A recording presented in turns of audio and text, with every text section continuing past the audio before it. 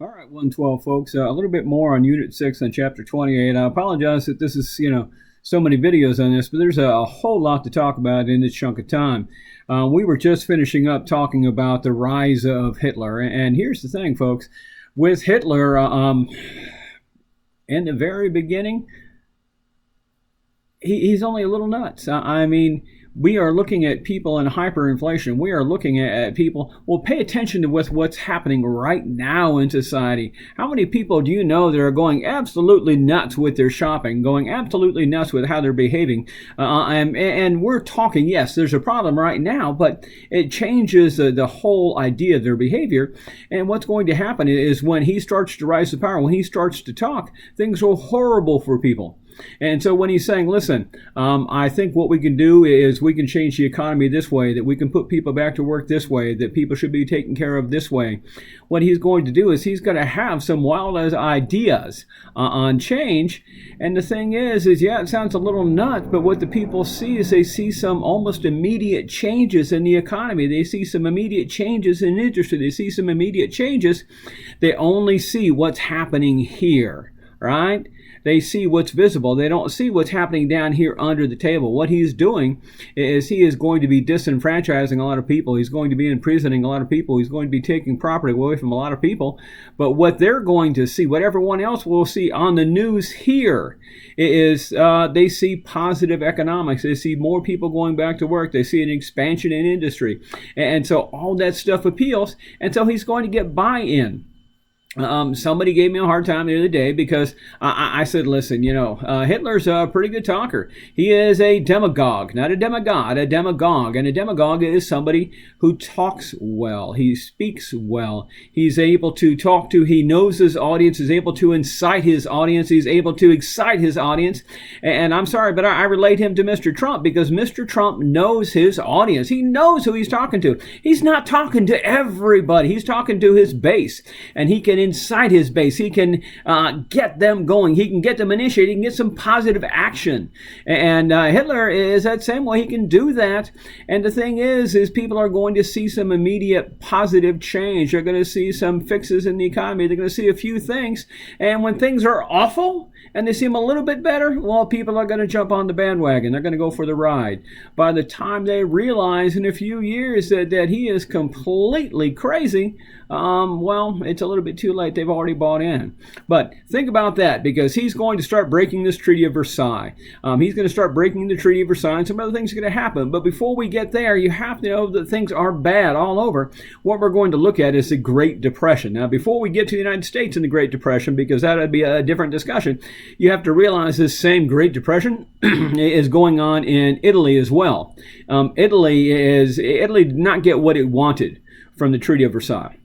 And so you're going to have some unhappy people. And what you're going to look at is you're going to look at again, a downturn in their economy. You're going to look at a downturn in the situation. And what's going to happen is you're going to see the rise. You're going to see the rise of a new agent. And that new agent is going to be Mussolini. And Mussolini is important because what he's going to do is he's going to take a page from Hitler's book. He's going to take a page from a couple of his national heroes.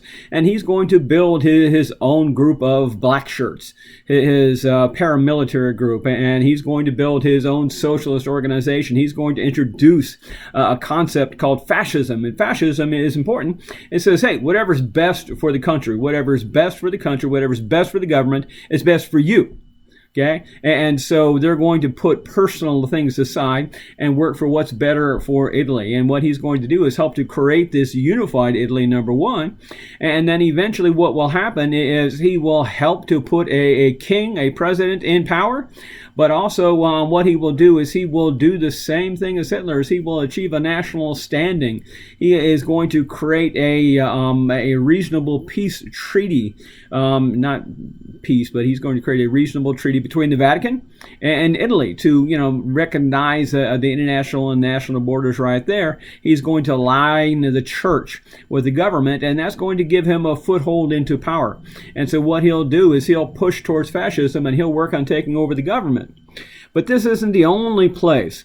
The other place I want to look at is a little place called Japan, because A couple of chapters ago, we talked about the White Fleet, the Great White Fleet visiting Japan, opening up trade, creating those international relations, and Japan going, oh, snap, we better do something about this. And they went from a feudal territory country to an international juggernaut, an industrial juggernaut. They said, listen, either we can be somebody else's territory. We can be a subjugated territory of a Western imperialist military power, or perhaps we can go ahead and take a page from their book. Rather than become India, rather than become China, rather than become Thailand, we can become the United States, we can become Germany, we can become Great Britain. And what they do is they turn over a new leaf. They borrow the technology, they buy the technology, they go ahead and introduce this industrial learning, and they say, listen, if we're going to have this industry, well, then we have to have the natural resources. The only way we get the natural resources is to expand. In order to expand our base, we're going to have to expand our military. So they become that Western imperialist industrial power. We know that they're going to tangle with Russia. And the Russo-Japanese War. We know that they're going to beat them in a few naval battles, and eventually they're going to join our side in World War I and help us win. And then coming out of World War I, they're going to be given a chunk of territory, small chunk of territory in Korea, small chunk of territory in China, and that's not going to be enough. What they're going to do is they're going to build a larger military base. They're going to build a larger industry. And they're going to say, listen, if they won't give us the territory, if they won't give us what they promised, then we'll take it. They're going to invade China.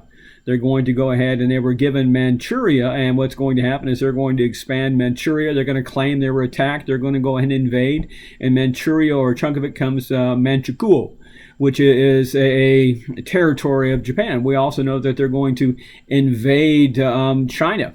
Pardon me, not China, but Korea. They're going to invade South Korea. They're going to take over there. They're going to do some awful things. The book mentions the rape of Nanjing. It talks about the invasion of Manchuria. What we know is they're going to come in and they're going to start invading. They're going to start expanding. They're going to take what they need, which is going to have a problem with us because we're giving them scrap iron. We're giving them oil. They're trading for what they need. We're willing to trade. But eventually what's going to happen is that they're going to start taking territory from some of our friends, from the French, from the Dutch, from the British, and we're going to ask them to stop, and they're going to say, hey, listen, this is what benefits us. We're going to go ahead and eventually cut off their resources. We're going to cut off their scrap iron and things like that, and we know that's going to put us at the doorstep of war with them. So there's a lot of things happening. But this rise to power of the Genro, this rise to power in Japan is going to make their push. They're going to create what they call the Asian sphere of co-prosperity. What they're going to do is utilize that idea to say, listen, let's go ahead and kick the European powers out of Asia, and we'll make Asia good for Asians again. We will rebuild Asia. We'll make China great again, and they're going to expand. So there's a lot of things happening here.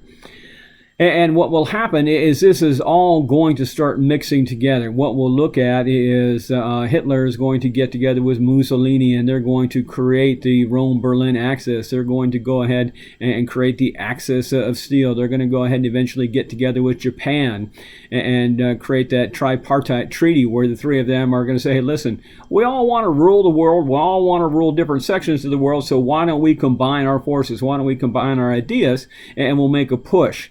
And what will happen is a major part of this push is actually going to start not in Germany.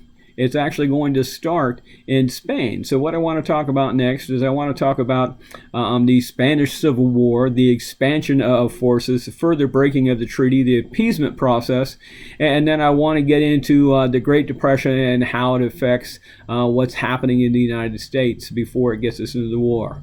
All right, thank you.